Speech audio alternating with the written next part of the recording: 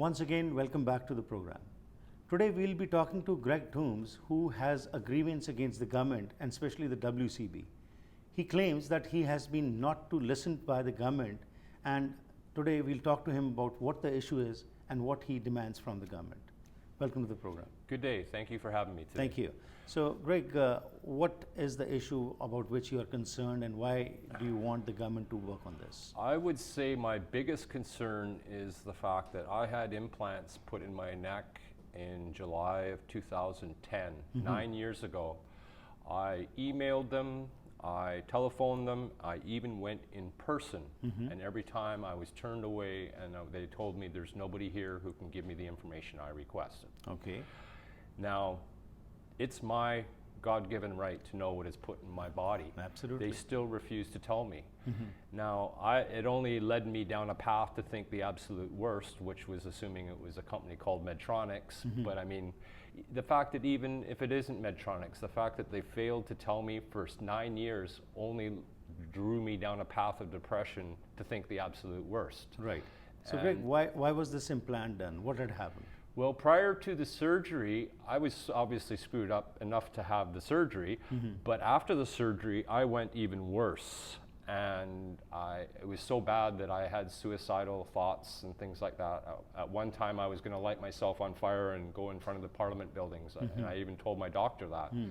And it was just getting so intense, just because here I thought I was at my worst already, and then after the surgery, I just went downhill, and I'm telling everyone about it, and it's just nobody's helping. And was it a work-related injury? Yes.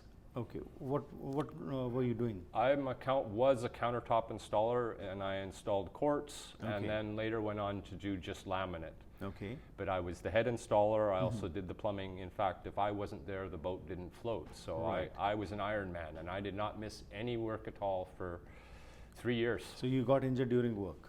Yes. Okay. Actually, the only days that I did miss was when I had doctor's appointments. Right. But other than that, I didn't miss any time. So then you were told that you ought to have a surgery, and after that something was implanted in your body and you don't know about it. Well, this is odd too, because this is now in,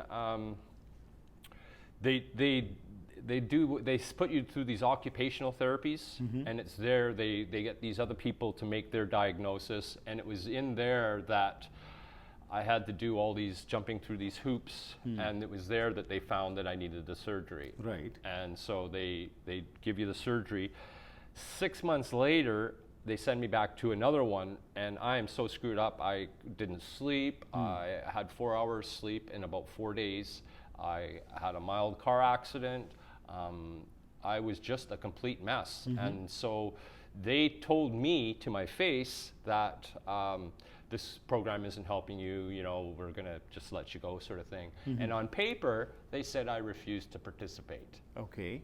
And this was two totally different things. Okay. And this was the WCB? Yes. Now, and not only that, then subsequently, I injured myself in February. They waited 6 months before they took their first MRI.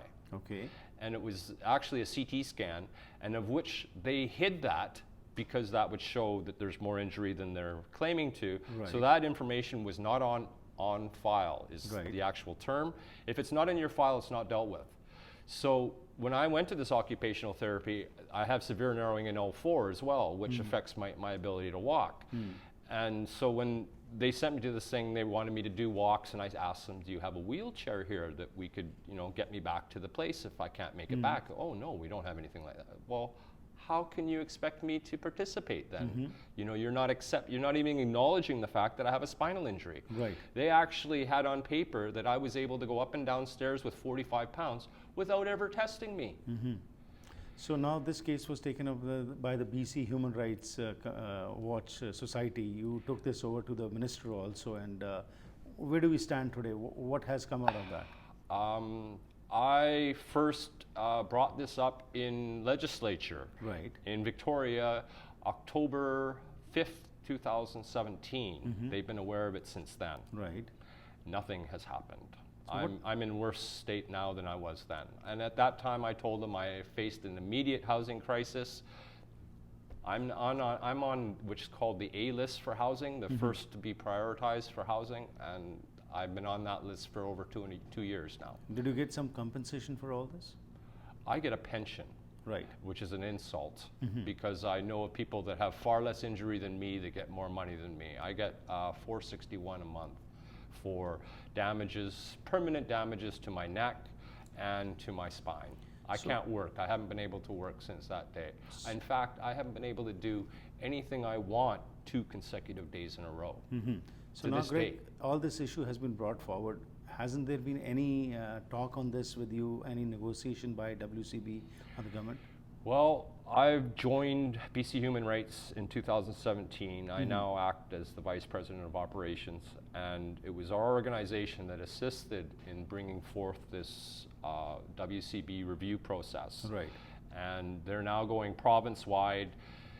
The only problem is they didn't tell anyone. I mean, they didn't advertise it on the news or anything. It was only through word of mouth, and so I'm guessing they probably interviewed well over 1,000 people without anybody knowing about it. So had they told people on television, you would have had well over 10,000 people, I'm certain. And finally, what would you demand from the government now? Justice, really. I mean, honesty and transparency, of which doesn't seem to be existing. We found a few honest souls in Parliament, and we work with them on a routine basis. If it weren't for those few honest ones, I don't think I'd be around today. Well, Greg, it's really sad that you have suffered for all this, and we hope some justice is given to you soon. Thank you for coming forward and sharing your story with the viewers. Thank you for being Thank you very much for seeing me. Good day, all.